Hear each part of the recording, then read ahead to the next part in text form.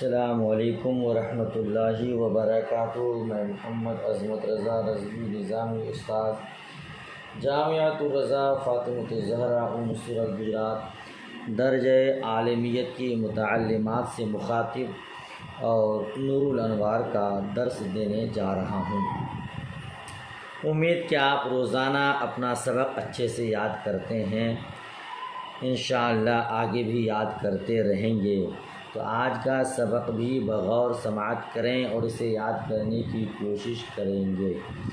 اللہ رب محمد صلی اللہ علیہ وسلم نحن عباد محمد صلی اللہ علیہ وسلم۔ اللہم رب اشرح لی صدری ویسر لی امری واحلل عقدۃ من لسانی یفقہوا قولی۔ اللہم ربی یسر ولا تعسر وتمم بالخیر وبک نستعین یا فتاح یا فتاح یا فتاح۔ بسم اللہ الرحمن الرحیم۔ وذالک اربعۃ ای المذکور فیما قبل وهو التقسیمات اربعۃ تقسیمات وتحت كل تقسیم منها اقسام عدیدۃ کما سیأتی، وذلك لأن البحث فيه اما ان يكون عن المعنى وهو التقسیم الرابع او عن اللفظ فاما بحسب استعماله وهو التقسیم الثالث او بحسب دلالته فإن اعتبر فيها الظهور والخفاء فهو الثاني وإلا فهو الأول۔ ترجمہ دیکھیے، وذالک اور وہ چار ہیں، المذکور فیما قبل یعنی جو اس سے پہلے مذکور ہوا، یعنی جو اس سے پہلے مذکور ہوا وہ تقسیمات چار تقسیمات ہیں، اور ان میں سے ہر تقسیم کے تحت کئی ایک قسمیں ہیں، ٹھیک ہے نا؟ کما سیأتی جیسا کہ عنقریب آگے آئے گا۔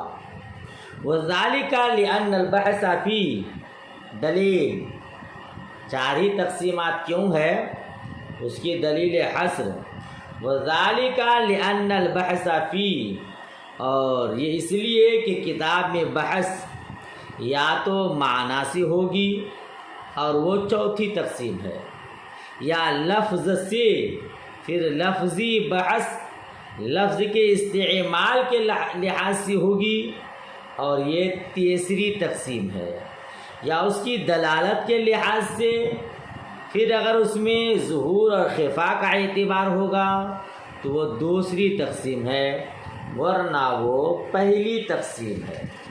یہ یہاں چار تقسیمات ہیں، ہر تقسیمات کے ماتحت کئی کئی قسمیں ہیں، اور چار ہی تقسیم کیوں ہے اس کی دلیل حصر بھی بیان کیا۔ تھوڑی عبارت سمجھیے، وذالک اربعۃ ای المذکور فیما قبل، یہ آیہ حرف تفسیر کے ذریعے اس کی وضاحت کیا۔ ای المذکور فیما قبل، اس سے صاحب نور الانوار نے ایک سوال کا جواب دینا چاہا۔ سوال یہ کہ ذالکہ کا مشار الیہ لفظ الاقسام ہے، ذالکہ کا مشار الیہ اقسام ہے نا؟ اقسام یہ قسم کی جمع ہے، اور یہ جمع بھی کیسے؟ جمع تکسیر ہے نا؟ اور جمع مکسر مؤنث کے حکم میں ہوتا ہے، آپ پہلے بھی پڑھے ہوں گے، جمع مکسر حکم میں واحد مؤنث کے ہوتا ہے، اور آپ جانتے ہیں کہ واحد مؤنث کے لیے اسم اشارہ تلکا ہوتا ہے، ذالکہ نہیں، ہے نا؟ تو پھر یہاں ذالکہ اربعۃ کیوں کہا؟ اتنا سمجھ میں آیا؟ ذالکہ کا مشار الیہ اقسام ہے، جبکہ اقسام جمع مکسر ہے، جمع مکسر حکم میں واحد مؤنث کیوں ہوتا ہے، اور واحد مؤنث کے لیے ذالکہ نہیں بلکہ تلکا اسم اشارہ آتا ہے، لہذا یہاں تل کا اربعتن کہنا چاہیے تھا، ذالکا کیوں کہا؟ ٹھیک ہے، تو اسی کا جواب دے رہے ہیں یہاں پہ کہ ذالکا کا مشار الیہ یہ اقسام نہیں ہے بلکہ المذکور فیما قبل ہے۔ کیا ہے؟ المذکور فیما قبل، اور المذکور یہ مفرد مذکر ہے، ٹھیک ہے نا، اور مشار الیہ جب مفرد ہو اور مذکر ہو تو اس کے لیے ذالکا ہی آتا ہے، تلکا نہیں آتا، ٹھیک ہے نا، اسی لیے ذالکا کہا۔ پھر آگے کہتے ہیں وَهُوَ تقسیمات اربعۃ تقسیمات، اس عبارت کو بھی سمجھیے۔ صاحب نور الانوار اربعۃ تقسیمات عبارت نکال کر یہ بتانا چاہتے ہیں کہ ذالکا اربعتن میں اربعتن کی تنوین مضاف الیہ کے بدلے میں ہے۔ کس کے بدلے میں ہے؟ مضاف الیہ کے بدلے، یعنی تقسیمات یہ کیا ہے؟ مضاف الیہ ہے، ٹھیک ہے، اس لیے کہا اربعۃ تقسیمات۔ بہرحال تو تقسیمات 4 ہیں۔ دلیل حصر آپ نے کیا پڑھا؟ اس کو یاد رکھیے گا، دلیل حصر کو۔ دلیل حصر آپ اس طرح بیان کریں گے کہ کتاب اللہ میں بحث صرف معنی سے ہوگی یا صرف لفظ سے؟ اگر صرف معنی سے ہو تو اس کی 2 صورت نہیں، بلکہ اگر صرف معنی سے ہو تو یہ چوتھی تقسیم۔ قرآن مجید میں بحث صرف معنی سے ہوگی یا لفظ سے؟ اگر صرف معنی سے ہے تو یہ چوتھی تقسیم، ٹھیک ہے۔ اگر صرف لفظ سے ہو تو اس میں 2 صورت، کہ لفظ کے استعمال کے لحاظ سے ہوگی یا دلالت کے اعتبار سے ہوگی۔ اگر استعمال کے اعتبار سے ہے تو وہ تیسری تقسیم، ٹھیک ہے، اور اگر معنی کے اعتبار سے ہے تو اس کی بھی 2 صورت، اس میں ظہور و خفا کا اعتبار ہوگا یا نہیں۔ اگر اعتبار نہ ہوگا جی، اگر دلالت المعنی کے اعتبار سے ہو تو اس میں ظہور و خفا کا اعتبار ہوگا یا اعتبار نہ ہوگا۔ اگر اعتبار ہے تو وہ دوسری تقسیم، اور اگر ظہور و خفا کا اعتبار نہیں ہے تو وہ پہلی تقسیم، ٹھیک ہے۔ اب ہر ایک تقسیم کو دیکھتے چلے جائیے، آگے بڑھیے۔ کہتے ہیں الاول فی وجوہ النظم صیغۃ و لغۃ، یعنی ان التقسیم الاول فی طرق النظم من حیث الصیغۃ واللغۃ، والطرق هي الانواع والاصناف، والصیغۃ هي الہیئۃ واللغۃ وان کانا یشمل المادۃ والہیئۃ کلیہما لیکن ارید بہما ہا ہنا المادہ للمقابلۃ، فہما من حیث المجموع کنایۃ عن الوضع۔ دیکھ رہے ہیں؟ فکأنہ قال الاول فی انواع النظم من حیث الوضع۔ لکھنے کا ترجمہ پہلے کیجئے۔ کہتے تقسیم اول صیغہ اور لغت کے لحاظ سے نظم کی قسموں کا بیان۔ پہلی تقسیم کس کے اعتبار سے ہے؟ صیغہ اور لغت کے اعتبار سے نظم کی قسموں کا بیان ہے۔ پہلی تقسیم صیغہ لغت کے اعتبار سے نظم کی قسموں کے بارے میں ہے، اور طرق کے معنی انواع اور اقسام ہے، ٹھیک ہے۔ طرق کا معنی کیا ہے؟ انواع اور اقسام، اور صیغہ ہیئت کا نام ہے، شکل و صورت کا نام ہے، اور لغت اگرچہ مادہ اور حیات دونوں کو شامل ہے، لیکن یہاں مادہ کے مقابلے کی وجہ سے مقابلہ کی وجہ سے مادہ مراد ہے، ٹھیک ہے۔ لغت صیغہ حیات کا نام ہے، اور لغت کس کا نام ہے؟ مادہ اور حیات دونوں کو کہتے ہیں، لیکن یہاں مقابلہ کی وجہ سے مادہ مراد ہے. پس یعنی پھر فقان پس بھی لگائے تو صیغہ اور لغت دونوں مجموعی طور پر وضع سے کنایا ہے. فَكَأَنُّ قال، تو گویا کہ مصنف نے کہا کہ پہلی تقسیم وضع کے لحاظ سے نظم کے اقسام میں ہے. ٹھیک ہے، نظم کے اقسام میں. دیکھیے یہاں پہ پہلے آپ یہاں صاحب منار نے کیا کہا ہے؟ الاول فی وجوہ النظم صیغۃ و لغۃ، ہے نا.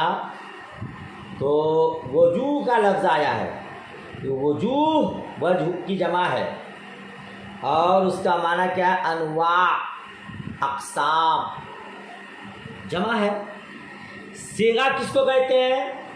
صیغہ لفظ کی وہ خاص شکل و صورت ہے جو حروف، حرکات اور سکنات کی ترتیب سے حاصل ہوتی ہے. آپ پڑھیں پہلے صیغہ لفظ کو کہتے ہیں، ہے نا. اور صیغہ جو لفظ کو کہتے ہیں تو کون سے لفظ کو؟ جو حروف، حرکات، سکنات کی ترتیب سے حاصل ہوتی ہے. ٹھیک ہے. اور کچھ لوگوں نے صیغہ کی تعریف یہ بھی کہا ہے کہ جو لفظ کو تصرف کے اعتبار سے حاصل ہوتی ہے. بہرحال یہ صیغہ کی تعریف ہے. اور لغت کس کو کہتے ہیں؟ یہاں آپ کو بتایا گیا نور میں کہ لغت اگرچہ مادہ اور حیت دونوں کو شامل ہے، لغت اگرچہ مادہ اور حیت دونوں کو شامل ہے، لیکن یہاں صرف مادہ مراد ہے. کیوں؟ کیونکہ لغت کا لفظ اس جگہ صیغہ کے مقابلہ میں واقع ہے. صیغۃ و لغۃ، صیغہ اور لغت. تو صیغہ لغت کے مقابلہ میں ہے، لغت صیغہ کے مقابلہ میں. صیغہ لفظ کو کہتے ہیں، لغت شکل و صورت، مادہ دونوں کو شامل ہے. لیکن جب یہاں لغت صیغہ کے مقابلہ میں آیا ہے تو یہاں لغت سے مراد مادہ ہوگا. ٹھیک ہے، اچھا تب نہ مقابلہ ہوگا. اور حیت اور مادہ دونوں سے یہاں کنایا وضع مراد ہے، یعنی یہ وضع کے اعتبار سے تقسیم ہے، پہلی تقسیم. ٹھیک ہے نا. اچھا، یعنی گویا صاحب منار نے یہ بتایا ہے یہ پہلی تقسیم ہے. یہ کس کے اعتبار سے ہے؟ وضع کے اعتبار سے نظم کی قسمیں ہیں، استعمال اور ظہور معنی سے بالکل قطع نظر کرتے ہوئے. کس کے اعتبار سے یہ تقسیم؟ وضع کے اعتبار سے.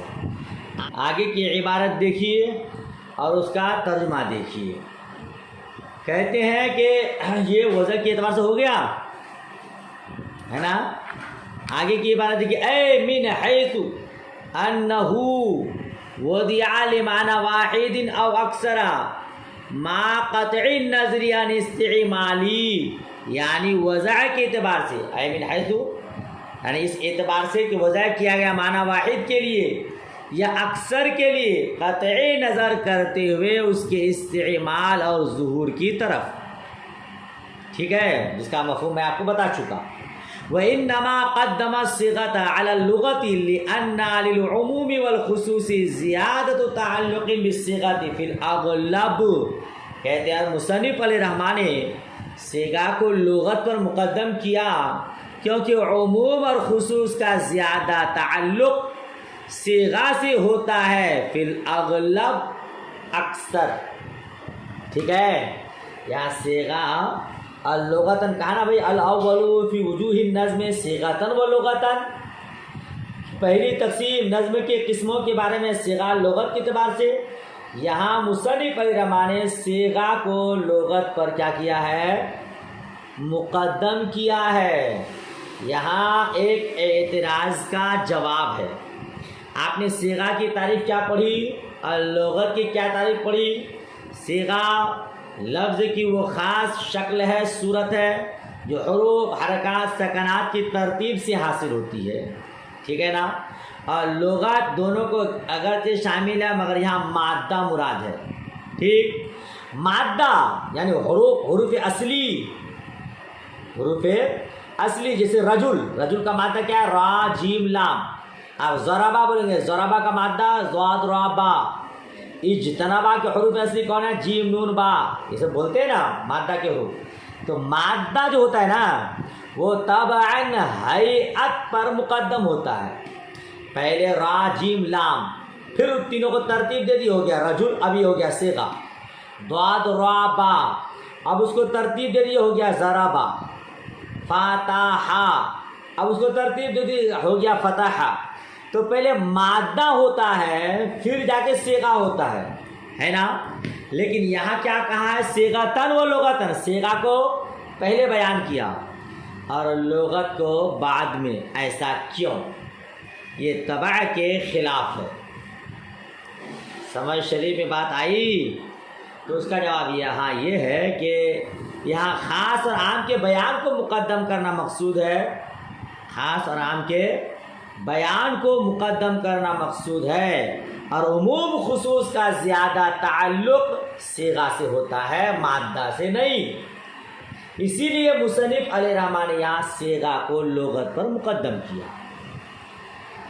ٹھیک ہے، اسی کو انما قدم الصیغہ علی اللغت لأن للعموم والخصوص، کہ کیونکہ عموم اور خصوص کا زیادہ تعلق صیغہ سے ہوتا ہے. اکثر، یہ بھی اکثر کے اعتبار سے ہے، یہ کوئی قاعدہ کلیہ نہیں ہے کہ ہمیشہ ایسا ہی ہوتا ہے. ہاں اکثر ایسا ہی ہوتا ہے. سمجھ شریف میں بات آ گئی؟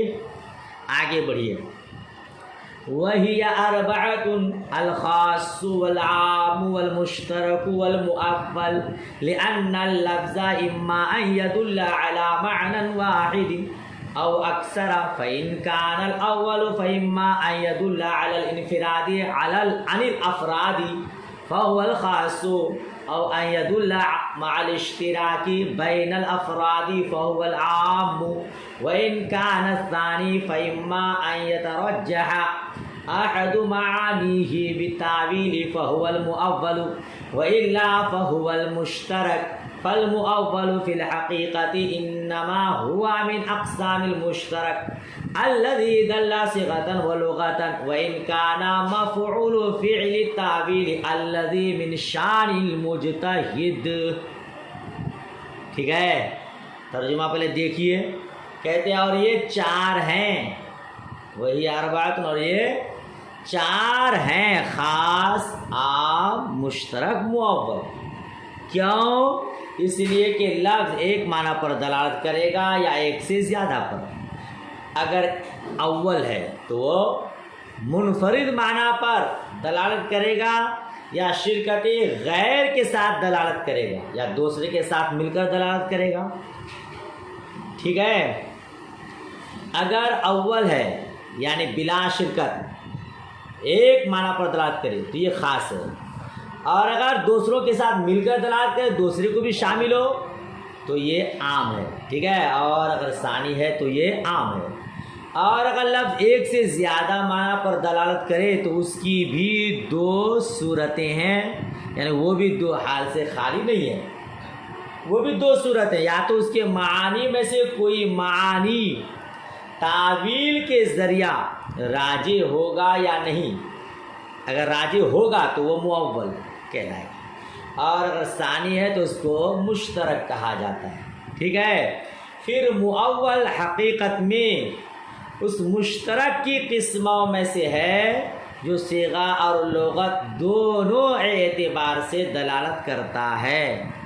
اگرچہ مؤول اس فعل تعویل کا مفعول ہے جو کہ مجتہد کی شان ہے.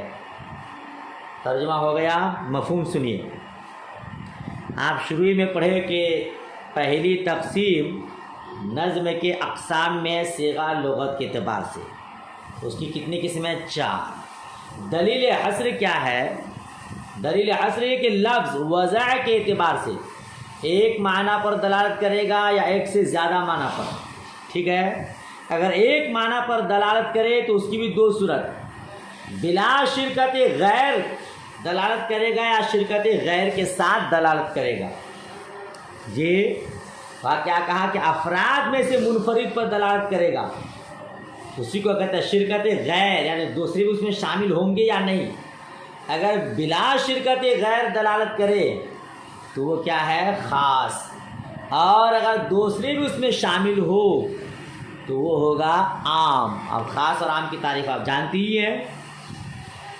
تو خاص صرف ایک معنی پر دلالت کرے، ٹھیک ہے. اچھا، اور عام جو سب کو شامل ہو، اصول الشاشی میں آپ پڑھے ہیں. اور اگر ثانی ہے یعنی معنی پر دلالت کرے، کیا ثانی؟ لفظ ایک سے زیادہ معنی پر دلالت کرے تو اس کی بھی دو صورتیں ہیں، اس کی وہ بھی دو حال سے خالی نہیں. ان معانی میں سے ایک لفظ ہے کئی معنی پر دلالت کر رہا ہے، تو ان معانی میں سے کوئی ایک معنی تعویل کے ذریعہ راجح ہوگا یا نہیں. اگر راجح ہے، چند معنی ہے مگر تعویل کے ذریعے ایک معنی کو لے لیا گیا ہے تو اس کو مؤول کہتے ہیں.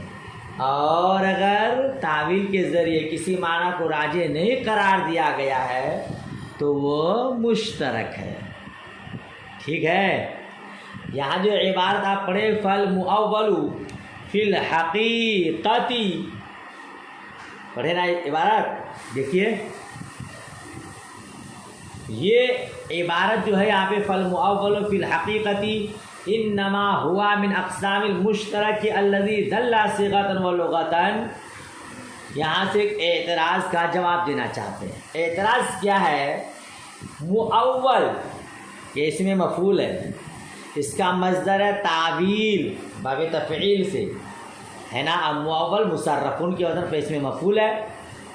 ٹھیک، تو یہ تعویل کا اس میں مفعول ہے، اور تعویل کرنا مجتہد کی شان ہے، مجتہد کا کام ہے. ٹھیک ہے. تو مؤول کو وضع کے اعتبار سے نظم کی قسم قرار دینا درست نہیں ہوگا. مؤول فعل تعویل کا اس میں مفعول ہے، لہذا اس کو اس کے ذریعے نظم کے ذریعے وضع کی قسم قرار دینا درست نہیں ہوگا، بلکہ وضع کے اعتبار سے نظم کی قسم قرار دینا. تو اس کا جواب یہ ہے کہ مؤول مشترک کی قسم ہے. مؤول مشترک کی قسم ہے. کیسے؟ کیونکہ مشترک جو وضع کے اعتبار سے زیادہ معنی پر دلالت کرتا ہے، اگر اس کے کسی ایک معنی کو ترجیح دے دی گئی تو وہ مؤول ہے. مؤول اس کو کہتے ہیں مشترک کے کسی ایک معنی کو تعویل کے ذریعے راجح قرار دے دیا گیا ہو. جیسے آپ نے پڑھا ہے اصول الشاشی میں حروف یہ مشترک ہے. امام شافعی رحمۃ اللہ تعالیٰ علیہ سے مراد طہر لیتے ہیں، اور امام اعظم ابو حنیفہ رحمۃ اللہ تعالیٰ علیہ سے مراد حیض لیتے ہیں. تو تعویل کے ذریعے حیض مراد لینا یا حروف سے طہر مراد لینا یہ مؤول ہے. سمجھ شریف میں بات آ رہی؟ تو مشترک کے ایک معنی کو راجح قرار دینے کا نام مؤول ہے. تو گویا یہ مشترک کی قسم ہے. ٹھیک ہے نا. اور مشترک وضع کے اعتبار سے نظم کی قسم ہے. ٹھیک. اور کسی شے کی قسم چونکہ اس شے کی قسم ہوتی ہے، اسی لیے مؤول مشترک کے وسیلے سے واسطہ سے وضع کے نظم کی قسم ہوگا. ٹھیک ہے. مؤول مشترک کے واسطہ سے وضع کے اعتبار سے نظم کی قسم ہوگا. جیسے آپ نے پڑھا کلمہ کی 3 قسمیں ہیں، اسم فعل حرف. اسم کی 2 قسمیں معرفہ نکرہ، پھر اسم کی 2 قسمیں معرب مبنی ہے نا. تو اب یہ معرب مبنی یہ معرفہ نکرہ اسم کے اعتبار سے کلمہ کی قسم ہے، چونکہ قسم کی قسم ہوتی ہے. بیٹا کا بیٹا بیٹا ہوتا ہے. سمجھ رہے ہیں؟ اسی لیے کہا کہ یہ فعل تعویل کا اس میں مفعول اگرچہ ہے جو کہ مجتہد کی شان ہے، مگر یہ اقسام مشترک میں سے ہے جو کہ صیغہ لغت اس پر دلالت کرتا ہے. سمجھ شریف میں بات پوری آ گئی. تو چلیے آج کا سبق یہیں تک. پہلی تقسیم کے 4 قسمیں ہوئی، خاص عام مشترک ہواؤں پر۔ چاروں کو یاد کر لیجئے گا۔ امید کرتا ہوں آپ محنت سے پڑھتے ہیں اور محنت سے پڑھیں گے، یاد کریں گے۔ اللہ پاک آسان فرمائے، کامیابی عطا فرمائے، آمین ثم آمین۔